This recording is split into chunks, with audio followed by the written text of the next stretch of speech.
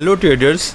मैंने अतुल ऑटो में 15th मई को ट्रेड लिया था और 17th में आज बस 2 दिनों में ही एग्ज़िट कर दिया।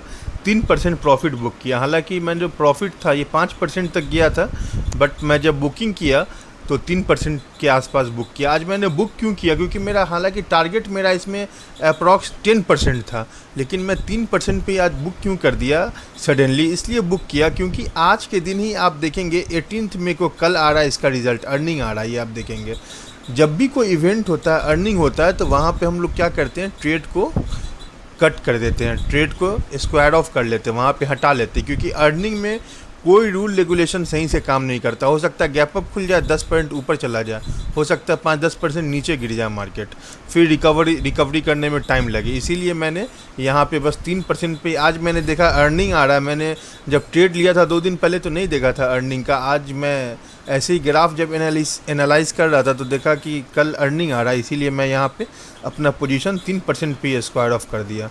ये आप देखेंगे कि यहाँ पे जो हमने पोजीशन लिया था, ये आप देखेंगे 160 क्वांटिटी लिया था 563 पे 15th मई को, और 17th में आज के दिन मैंने 578 पे इसे सेल कर दिया।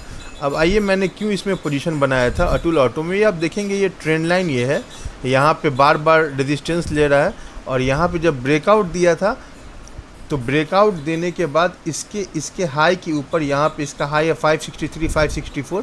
इसी सब पे मैंने पोजीशन बनाया था 15th मई को, और जो मेरा स्टॉप लॉस था इस कैंडल के नीचे था स्टॉप लॉस, और मेरा टारगेट यहाँ तक था, ट्रेंड लाइन के हाईएस्ट पॉइंट तक, जो कि 611 है। यहाँ से जो मैंने ट्रेड ये सब कहीं पे लिया था, यही सब पॉइंट था जहाँ पे मैंने लिया था, और लगभग मेरा 10% का टारगेट था, बट मैं एग्ज़िट कर दिया आज क्योंकि अर्निंग कल आने वाला है।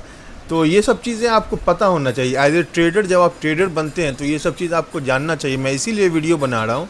मैं 3% का जनरली वीडियो नहीं बनाता, लेकिन मैं इसलिए बना रहा हूँ कि आप भी एज ए ट्रेडर ये सब चीज़ों को समझिए कि अर्निंग आने वाला हो, डिविडेंड आने वाला हो, कोई इवेंट हो, तो उसमें ज़्यादातर ट्रेडर क्या करते हैं, अपना पोजीशन हटा लेते हैं।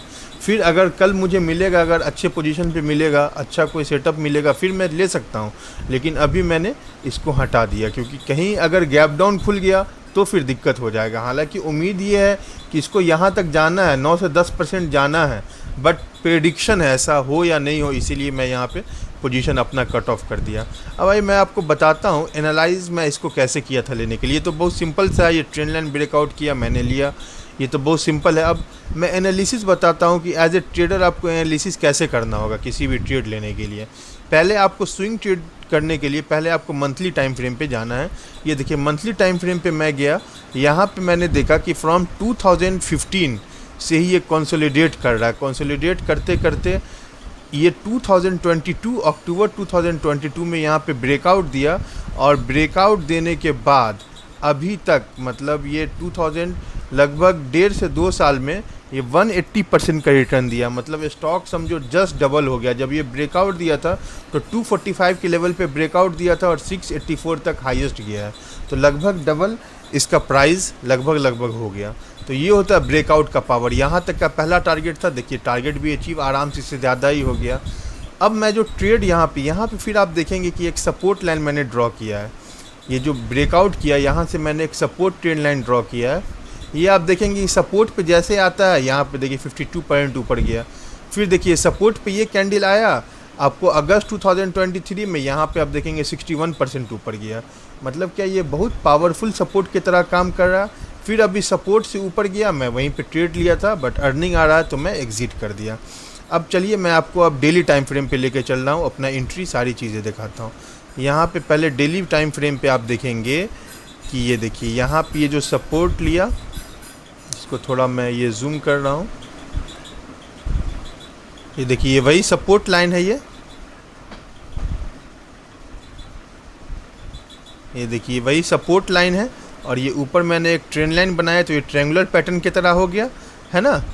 यहाँ पे इसने ब्रेकआउट दिया, फिर ये ब्रेकआउट दिया जिस दिन, उसी दिन वो 13% सीधे ऊपर गया जिस दिन ब्रेकआउट दिया।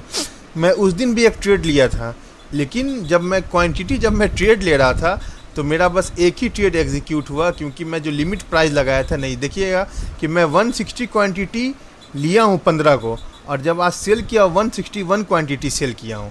एक क्वांटिटी मेरे पास एक्स्ट्रा पहले से था। अब ये एक्स्ट्रा पहले से कब था, ये जो मैंने एक्स्ट्रा लिया था यहाँ पे मैंने ट्रेड लिया था, बट एग्जीक्यूट होते होते बस एक ही क्वांटिटी मेरा एग्जीक्यूट हुआ था। हालांकि मैं उस दिन लगभग 200 क्वांटिटी डाला था, लेकिन उस प्राइस पे मुझे बस एक ही मिला था, तो वो था अभी तक। तो मैं यहाँ पे ये भी मूव मैं कैप्चर कर लेता, अगर उस दिन मैं लेता तो मैं अब तक इसको हटा भी देता इस ट्रेड को लेके। तो खैर ये चीज़, ये ट्रेंड लाइन को यहाँ पे ब्रेकआउट दिया, फिर इस पे आके सपोर्ट लिया, उसके बाद सपोर्ट लेके फिर जैसे ऊपर जा रहा था, फिर आप देखेंगे ट्रेंड लाइन बनाया। ये अवर्ली में मैंने यहाँ जो ये ट्रेंड लाइन बनाया, यही ट्रेंड लाइन बनाया, फिर इसको ब्रेकआउट दिया, तो मैं यहाँ पे पोजीशन लिया। इस तरह से आपको एनालाइज करना होगा ग्राफ को, तब आप समझेंगे, सीखेंगे, चार्ट को फील कर लेंगे कि हाँ ये चार्ट क्या कह रहा है। ऐसे आप एनालिसिस करेंगे तभी समझ पाएंगे। और मैंने GMR का कल आपको बनाया था सुबह स्टार्ट होने से पहले ट्रेड, उसका भी जाके देखिए। GMR एयरपोर्ट इंफ्रा आज लगभग 2.5-3% एक ही दिन में भाग गया शेयर, जो मैंने बताया था। ठीक ठीक है।